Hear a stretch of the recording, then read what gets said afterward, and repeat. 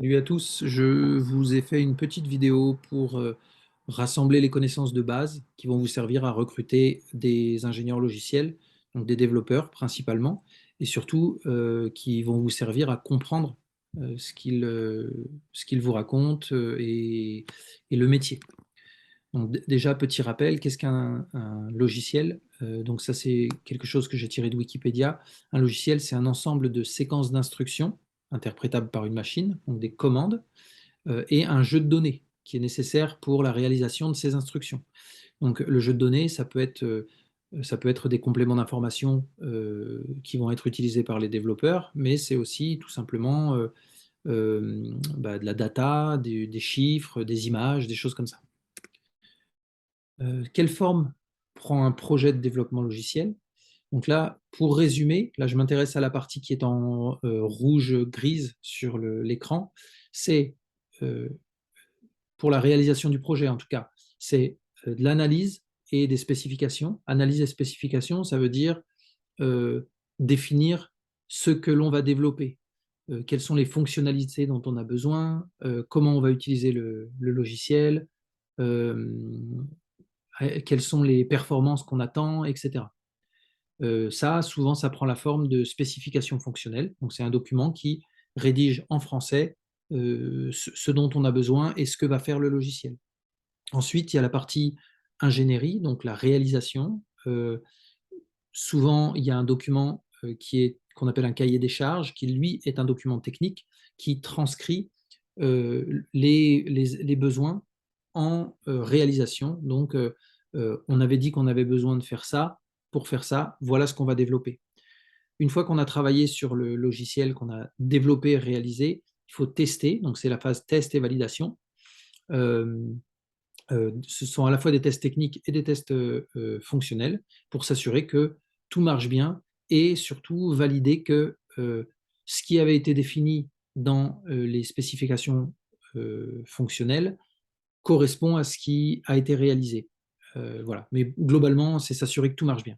Et puis enfin, conclusion de déploiement. Ce qu'on entend par déploiement ou mise en production, ça, ce sont des termes dont il faut se souvenir.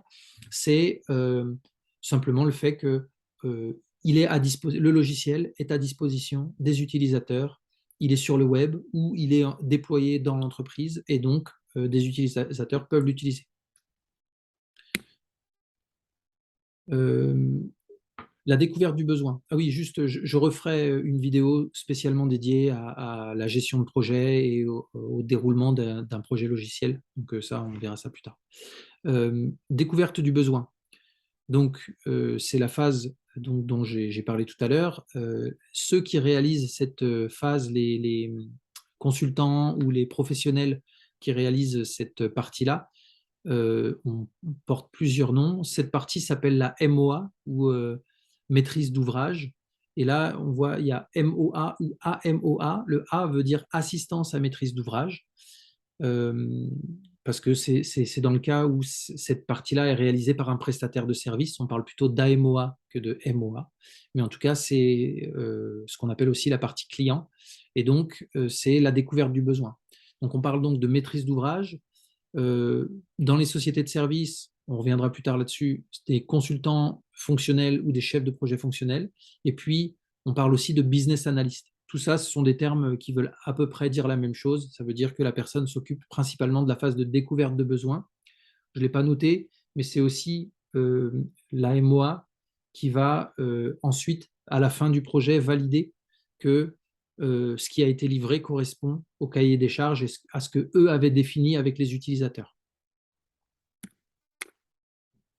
Le développement. Donc pour le développement, il y a plusieurs types de profils. Il y a des chefs de projet qui vont, eux, gérer le temps, le coût et la qualité. Donc ça, c'est leur principal job, de faire l'arbitrage entre temps, coût et qualité, puisque un projet qui est développé rapidement va peut-être être un projet moins qualitatif. Enfin voilà, donc ça, c'est le premier type de profil. Les autres profils, il y a des profils Product Owner ou Scrum Master. C'est un peu l'équivalent c'est pas vraiment l'équivalent, mais c'est ce qui remplacerait un chef de projet, on va dire. Pas vraiment en fait, mais bon bref, ça, les Product Owners et Scrum Masters, c'est uniquement dans le cadre de projets agiles.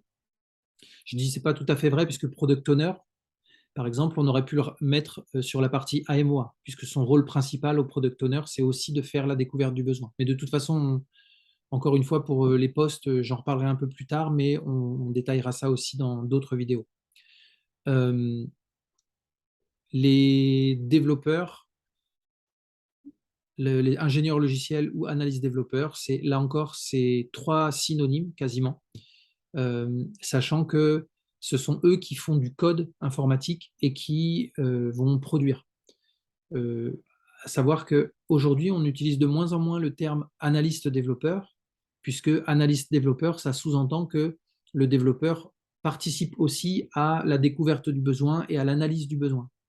Et aujourd'hui, malheureusement, puisque certains développeurs s'en plaignent, c'est de moins en moins le cas. On cantonne les développeurs à des rôles d'exécutants, et quand ils participent à l'analyse, c'est en groupe. Donc voilà, notamment quand c'est en mode agile. Les lead développeurs, donc le lead développeur, lui, a un rôle de... Alors ça dépend, dans certaines entreprises, ça veut seulement dire développeur senior, mais normalement, un lead développeur a un rôle à jouer sur les choix techniques qui sont faits, potentiellement des choix d'architecture, il intervient dans la conception, et surtout, puisqu'il est lead, il est censé avoir une équipe qui l'aide à former, à monter en compétences, et qui l'accompagne sur les bonnes pratiques. C'est principalement ça, normalement, qu'on attend d'un lead développeur. Mais encore une fois, dans certaines entreprises, il faut se méfier, puisqu'on appelle lead développeur simplement un développeur senior qui est autonome. Enfin, les architectes. Donc là, pour l'architecte, l'image à retenir, c'est que on peut imaginer qu'un logiciel, c'est un peu comme construire un logiciel, c'est un peu comme construire une maison. Et donc l'architecte, c'est celui qui va faire les plans, bien étudier sur une vue d'ensemble de la réalisation. La recette et les tests. Donc cette partie-là, comme je disais, l'objectif principal, c'est de s'assurer que tout fonctionne bien. Les tests sont de deux types. Il y a des tests techniques et des tests fonctionnels. Souvent, les tests, là je mentionne les tests unitaires, qui sont aussi des tests techniques et qui sont réalisés par les développeurs. Mais souvent, on a, comme je précise en quatrième point, une équipe QA. Donc, QA, c'est pour Quality Assurance. L'équipe QA qui s'occupe de gérer cette partie test et notamment qui peut être en mesure de mettre en place et d'utiliser des tests automatisés. Les tests automatisés, il y en a de plusieurs natures. Ça peut être des tests automatisés euh, qui sont plutôt utilisés par les développeurs et qui, avant de faire la mise en prod ou avant de faire une release, ou plutôt avant de merger, pardon. Merger, ça veut dire rattacher son code au, au, au bloc de code global, vont tester automatiquement les choses. Puis il y a aussi des tests fonctionnels automatisés. Enfin, voilà. Et quand on parle de tests fonctionnels, ça veut dire ce sont des tests souvent qui peuvent être réalisés par un utilisateur lambda. On me donne le logiciel et on me dit bah maintenant tu vas créer un utilisateur, tu vas cliquer sur créer, tu vas rentrer ton nom, tu vas faire ceci, tu vas faire cela pour t'assurer que tout marche bien. Et la spécificité des testeurs, normalement, c'est d'être en mesure de savoir potentiellement ce qui peut bugger. C'est pour ça qu'on a des professionnels du test. Et donc, par exemple, dans un champ de texte, de mettre aléatoirement un espace à la fin. Si le développeur n'a pas prévu qu'il fallait supprimer les espaces qui sont à la fin ou au début du mot, bah, ça peut faire bugger le truc. Donc, c'est un métier d'être testeur. Et pour information, euh, les développeurs aiment qu'il y ait une équipe dédiée au test, parce que souvent les développeurs n'aiment pas tellement faire du test, encore moins du test fonctionnel, euh, et préfèrent que ce soit une autre équipe qui le fasse. Et en plus, il y a un peu un conflit d'intérêt si c'est le développeur qui fait tous ces tests. À un moment, quand on est fatigué, qu'on n'a pas envie qu'on a envie d'avancer, on ne va pas se creuser la tête aussi bien qu'un mec dont c'est le métier pour essayer de casser le code qu'on a réalisé. Alors ensuite, Donc là, j'ai déroulé un peu les différents métiers qui étaient sur un projet de développement logiciel. Ensuite, là, c'est la partie interface homme-machine, donc ce qu'on appelle aussi l'IHM. On le verra après, mais c'est aussi ce qu'on appelle le front-end. Et puis le back-end. Donc la partie back-end peut être un peu comparée aux cuisines d'un restaurant. Si le front-end, c'est la salle, donc là, c'est ce que va voir l'utilisateur ou ce que va voir la personne qui rend visite au restaurant, bah, le back-end, c'est la cuisine. C'est un peu la tambouille, comment c'est fait. Alors là, forcément, j'ai pris l'image d'un restaurant très beau, très classe, et d'une cuisine très propre et magnifique avec des chefs qui travaillent dedans. On peut tout à fait imaginer que le front soit très beau et que les utilisateurs se disent waouh, c'est génial, c'est magnifique, c'est propre, c'est beau, c'est bien fait. Et que derrière, par contre, en cuisine, bah, c'est pas très propre, c'est pas très beau à voir ou c'est un peu obsolète. Mais ça ne se ressent pas forcément dans l'assiette ou du moins sur ce qu'on voit dans un logiciel. L'inverse est vrai aussi. On peut avoir une interface qui est un peu vieillotte, qui est pas très jolie, etc. Peut-être parce que c'est justement un développeur back-end qui aura fait le boulot. Et par contre, une cuisine avec des choses qui tournent très vite euh, et qui fonctionnent très bien. C'est d'ailleurs un peu ce qu'on peut imaginer avec, je ne veux pas aller trop loin, mais avec des technologies comme la S400, où bah, c'est encore en fonctionnement et ça tourne très vite et très bien. Niveau interface, c'est pas forcément ça. Euh, alors, pourquoi ça ne marche plus? Voilà. Ensuite, toujours pour continuer sur cette partie front-end, back-end, vous allez voir quand vous allez chercher des profils ou étudier des profils, développeur back-end, développeur front-end et développeur full stack. Donc, bah, comme vous imaginez, c'est le développeur back-end ne va s'occuper que de la partie back. Là, je vous ai mis un petit schéma. La partie back-end, ça représente 80% de l'effort du développement d'un logiciel. C'est 80% du travail.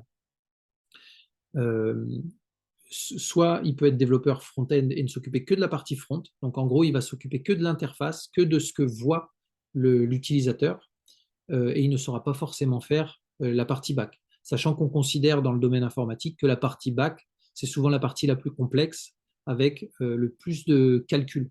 Euh, donc, avec potentiellement des développements qui sont un peu plus complexes. Euh, voilà, sachant que de plus en plus, la partie front-end, elle aussi, il y a des calculs et des choses qui sont réalisées ou des fonctions qui sont effectuées sur la partie front, même si c'est pas forcément visible, mais en tout cas, voilà. Après, là, il y a le petit dessin pour s'en rappeler avec la petite peluche, là, ce qui est joli en front, et puis derrière, par contre, on peut faire des choses un peu dégoûtantes, ça se voit pas.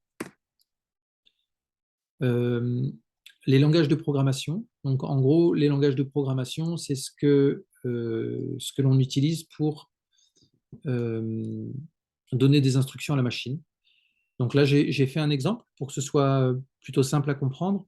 En gros, bien entendu, ce que j'ai écrit n'est pas un langage de programmation, mais si on compare ça à la langue française, le langage de programmation, pour créer un tableau, il va falloir dire, je vais faire un tableau, ce tableau aura 15 colonnes, ce tableau aura 5 lignes, ce tableau servira à mettre des chiffres. Puis ensuite de préciser, la première colonne servira à mettre des mots, la première ligne servira aussi à mettre des mots. Et là, euh, bah, du coup, le tableau est créé grâce au langage de programmation. Donc, ça ressemble un peu à ça. Et puis, il y a le framework. Donc, il y a un distinguo à faire entre langage de programmation et framework. Souvent, les débutants en recrutement, quand ils recrutent des développeurs, mélangent un peu les deux. Ce n'est pas dramatique, mais ça n'aide pas forcément à la compréhension et ça n'aide pas forcément à convaincre les développeurs qu'on sait de quoi on parle.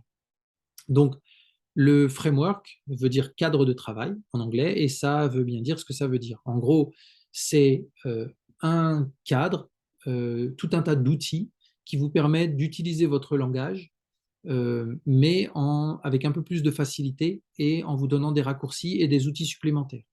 Donc, par exemple, parmi ces outils, Il y a ce qu'on pourrait appeler des raccourcis. Je ne sais pas comment ça s'appelle en réalité, mais en gros, c'est simplement de dire que c'est tellement fréquent d'écrire des tableaux que on pourrait raccourcir la formule qu'on a citée précédemment avec les 1, 2, 3, 4, 5, 6, les 6 phrases à mentionner, et puis la transformer en tableau chiffre, 2 points, entre parenthèses 15 cols, 5 lignes, pour dire 15 colonnes, 5 lignes, sauf col 1, sauf ligne 1, qui sont des chiffres. Et je me suis trompé puisque c'est des lettres. Bon, bref.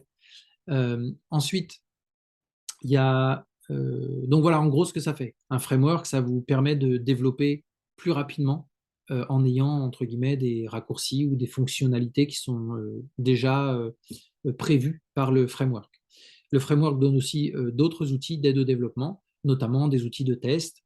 Il va vous aider à compléter vos lignes. Vous allez commencer à écrire quelque chose, boum, ça va vous finir la fonction. Enfin, c'est vraiment pratique. Euh, Alors, quelques exemples de langage avec les frameworks associés. Pour C Sharp, on a .NET, qui est le langage, ou le framework, pardon, du coup je me trompe, donc C Sharp, qui est un langage open source, on va dire, et puis .NET, qui lui est le framework de Microsoft. Pour PHP, Symfony, Laravel, pour Java, Spring Hibernate, pour JavaScript, Angular. Attention, petit warning, c'est différent d'AngularJS. AngularJS, c'est vraiment la version ancienne d'Angular. Aujourd'hui, on est passé sur Angular, et puis après, il y a des chiffres associés en fonction des versions plus avancées que d'autres. JavaScript, donc React, Vue.js, etc. Ruby avec Ruby on Rails. Et donc, il y a certains langages certains langages et même certains frameworks qui sont plus spécialisés sur certaines fonctionnalités ou certains métiers. Par exemple, PHP est assez connu pour être le langage par excellence du web, pour pouvoir développer des sites web simplement et efficacement.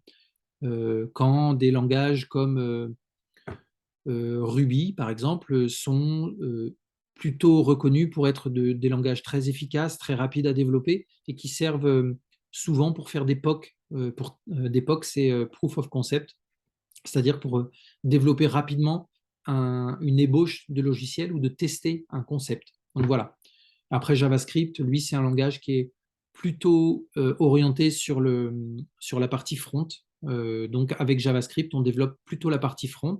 Et donc il y aura des combinaisons pour des sociétés qui vont utiliser en front JavaScript et en back un autre langage comme Java, C Sharp ou PHP ou autre chose, peu importe.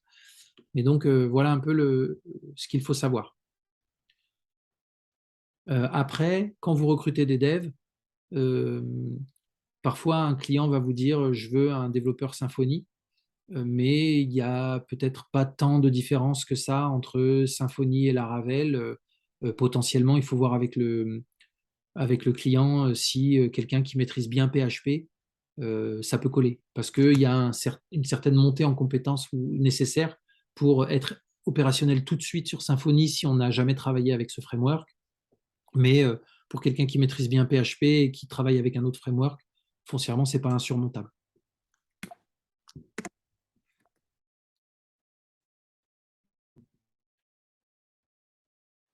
Ensuite, les méthodes de gestion de projet.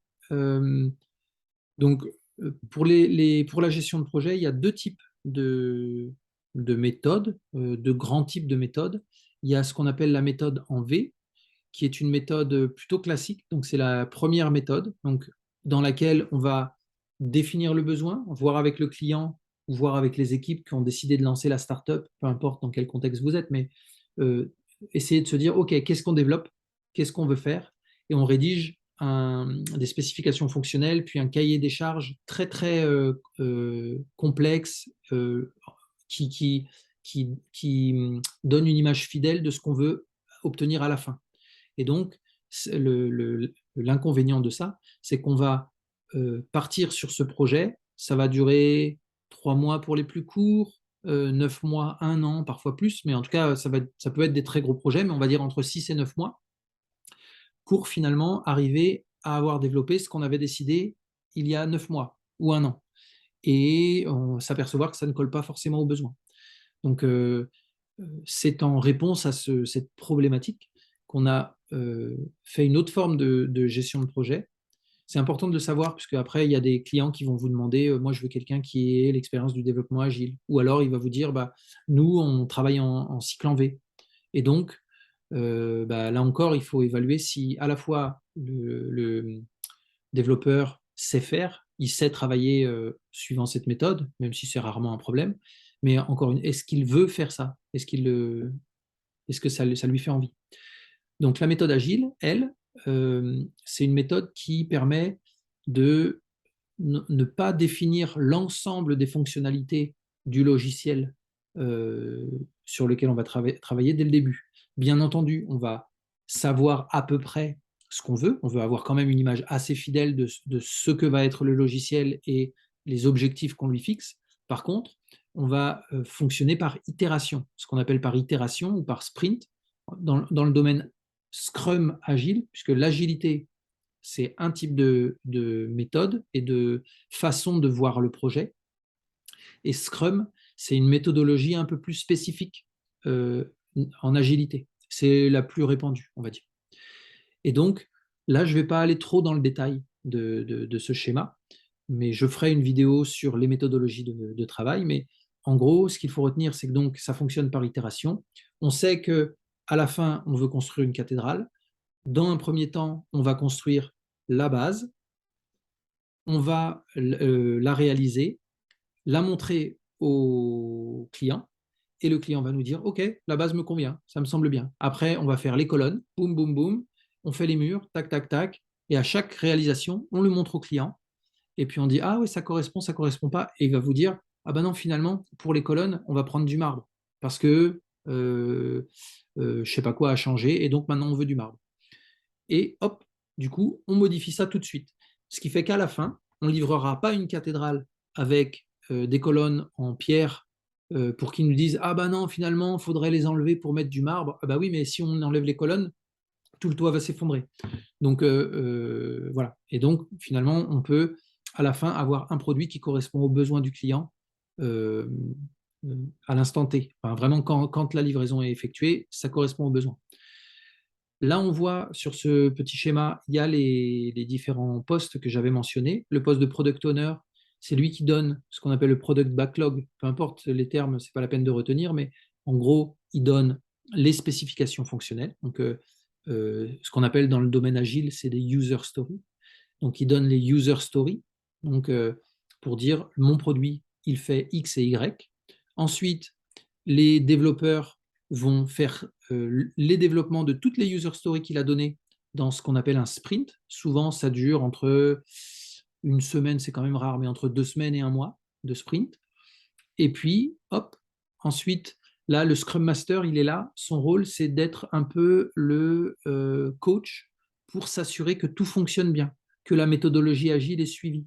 Il n'a pas de rôle de management. Il n'y a pas de manager dans les méthodologies agiles. Donc, le Scrum Master n'est pas un manager, le Product Owner n'est pas un manager, mais chacun a son rôle et les autres respectent ce rôle. Le Product Owner est en contact perpétuel avec le client et c'est lui qui dit ce qu'il faut faire. Les développeurs choisissent les méthodes les plus pertinentes techniquement pour réaliser les user stories. Et puis le Scrum Master, lui, s'assure que le process est bien respecté, qu'on fait les réunions qu'il faut faire pour se dire ça a marché, ça n'a pas marché. Il s'assure que pendant les réunions, tout le monde a la parole de façon égale et juste. Voilà. Euh, et donc, cette méthode-là, c'est une méthode que les développeurs aiment beaucoup, puisque c'est une méthode aussi où ils ont plus la parole. C'est-à-dire que normalement, ils participent à la... Je dis normalement parce que ce n'est pas appliqué dans... Même des sociétés qui disent fonctionner en agile n'appliquent pas forcément les méthodologies agiles. Mais en gros, les développeurs ont leur mot à dire pour la partie réalisation technique. Les choix de conception se font en équipe et chacun gère un peu ses tickets, ses demandes un peu à sa manière, même si bien entendu, il y a des normes de qualité à suivre et des bonnes pratiques et des normes de développement pour que tout le monde développe à peu près de la même façon, mais il y a beaucoup d'autonomie en fait en mode agile. Et euh, le désavantage, entre guillemets, pour le client final, c'est que bah, ça donne beaucoup d'opportunités de faire des modifications dans ce qu'on voulait au départ, de faire évoluer le projet. Donc, quand on a beaucoup de budget, c'est très bien. Mais quand on n'a pas de budget, très vite, le budget monte. Parce que plus on passe de temps, forcément, plus c'est cher. Voilà sur la méthode agile. Alors ensuite, autre chose à maîtriser, c'est le type d'entreprise où travaillent les développeurs. Euh, il y a trois types d'entreprises principalement où vous allez trouver des développeurs, puisque là je m'intéresse plutôt aux devs. Les services informatiques des entreprises, donc Total ou je sais pas moi, Burger King, ils ont aussi une équipe informatique qui va travailler pour eux. Ensuite, les éditeurs de logiciels. Donc là, je ne fais pas un dessin, mais en gros, Microsoft, dont le métier est de fabriquer des logiciels, bah, ils ont beaucoup de développeurs. Et puis, il y a les sociétés de services informatiques ou ce qu'on appelle les ESN aujourd'hui, donc les entreprises de services numériques, qui, elles, vont aussi avoir des développeurs qui travaillent pour elles et qui vont mettre ces développeurs à disposition du projet de leurs clients. Pour les DSI, donc si on y revient un petit peu, donc c'est comme je l'expliquais en fait. On peut imaginer un peu comme l'image que je partage qui est tirée d'une série télé, mais on peut imaginer une toute petite équipe de 2 développeurs qui font fonctionner un service informatique et qui réparent des imprimantes, même si les développeurs ne réparent pas d'imprimantes. Mais en gros, il faut savoir que des sociétés comme la Massif, Maïf, MAF, des assurances ou des mutuelles, ont des services informatiques qui se comptent en centaines, voire en milliers de personnes. Parce qu'il y a énormément de... C'est stratégique pour elles, et donc il y a énormément de calculs, énormément de données à traiter. Et donc, c'est vraiment gigantesque. C'est pas forcément le tout petit service informatique comme on peut l'imaginer. Alors, souvent, alors ce que je dis encore une fois, c'est un peu caricatural puisque ce n'est pas vrai partout. On ne peut pas comparer une société dans le ciment qui a un développeur pour l'aider à développer des petites applis à justement la Massif qui a des milliers de collaborateurs. Mais en gros, si on doit résumer, la DSI, travailler dans une DSI, c'est plus confortable, c'est un peu pépère. Euh, L'autre plus, c'est la proximité des utilisateurs. Donc, on sait pour qui on travaille et puis on peut potentiellement aller les voir euh, quand on a des questions. Il y a aussi le fait que bah, finalement, on a souvent plus de responsabilités. On a des postes où on fait à la fois la partie amont des projets, on fait un peu tout, souvent en tout cas dans des petites DSI. Là encore, c'est pas vrai dans des DSI où il y a des milliers de personnes. Les moins, souvent, c'est le salaire, puisque moi, j'ai constaté en tout cas que beaucoup de développeurs qui bossent en DSI restent longtemps et moins on change de job, moins le salaire évolue. Et c'est pareil, dans certaines entreprises dont le cœur de métier n'est pas l'informatique, bah, forcément les budgets sont moins élevés en informatique et on est moins prêt à payer le prix qu'il faut pour avoir de bons développeurs. Et puis enfin, le moins, c'est qu'il y a un train-train qui s'installe. Ensuite, les éditeurs de logiciels. Bon, les éditeurs de logiciels, on ne fait pas un dessin. Il y en a des très petits, il y en a des très gros, il y a des startups, etc. Mais en gros, souvent, les salaires sont plutôt bons. On a des salariés qui sont impliqués et il y a des projets qui sont entre guillemets faciles à comprendre. C'est-à-dire que si on signe pour une boîte qui fait des logiciels comptables, bah, c'est que peut-être on aime la comptabilité ou c'est un domaine qui nous intéresse. Ensuite, il y a aussi la vision long terme, le fait de savoir que ce qu'on développe, bah, c'est nous qui allons le faire vivre et on va le faire évoluer pour répondre à des enjeux marchés. Donc ça, c'est intéressant. Après, dans certains postes, il y a aussi un peu de ronron. Quand je dis ronron, c'est pas forcément que c'est toujours la même chose, mais bah, ça reste toujours le même domaine. Même dans une DSI, potentiellement dans une DSI, on va travailler sur le logiciel comptable, le logiciel de prise de rendez-vous, le logiciel de X, Y. Là, chez un éditeur, à moins d'avoir beaucoup de types de logiciels, bah, souvent c'est très spécialisé quand même. Enfin, l'entreprise de services numériques, il y a dans les plus le salaire. Souvent, les salaires sont assez bons. Pas toujours vrai, mais souvent c'est le cas. Et puis, quand les gens apprécient travailler pour des ESN, ce qu'ils aiment, c'est la diversité des projets, le fait de pouvoir, oui, parce que je n'ai pas reprécisé, mais en gros, le business d'une entreprise de service, c'est j'embauche des gars qui sont bons et je les dispatche chez des clients. Soit je les dispatche pardon, et je les envoie dans l'entreprise cliente et ils vont faire partie de la DSI et travailler avec les autres. Soit je prends un projet dans sa globalité et c'est une dizaine de gars que je mets dans un open space. Souvent, c'est un peu comme ça que ça se passe, qui vont bosser sur le projet de ce client et qui vont travailler pour ce client. Mais ça reste méga à moi. Et donc, le client me paye pour faire travailler des gens. Ça ressemble un peu à de l'intérim, sauf que les gens font bien partie de mon entreprise. Et normalement, il y a des formations, enfin, les ESN sont censés faire évoluer leurs consultants. Donc, les salaires sont bons, les projets sont variés. Les moins, le fait de changer de projet régulièrement, à chaque fois, il y a une nouvelle phase de découverte, on a des nouveaux collègues, etc. Ça peut être fatigant sur le long terme, notamment quand on atteint un certain âge. Ça peut être un peu fatigant. Et puis, souvent, surtout dans les grosses boîtes, mais même dans les petites, on a un peu la sensation d'être un numéro et d'être une marchandise ou d'être une machine à cash. C'est-à-dire que on a envie de changer de mission, on n'est pas bien dans cette mission, ça ne nous plaît pas, le client n'est pas sympa, etc. Le commercial va un peu nous faire du chantage pour que on continue jusqu'à la fin parce que, mine de rien, l'argent tombe à la fin de chaque mois. Voilà, j'ai essayé d'être bref et rapide. J'ai pas pu forcément être complet, mais encore une fois, je referai des vidéos un peu partout et enfin un peu partout, un peu sur d'autres sujets. Donc, j'espère que ça vous a été utile et que vous avez aimé. N'hésitez pas à me laisser des commentaires, à me faire des demandes et à me contacter si vous avez besoin de plus d'infos ou si vous avez besoin d'aide sur vos projets.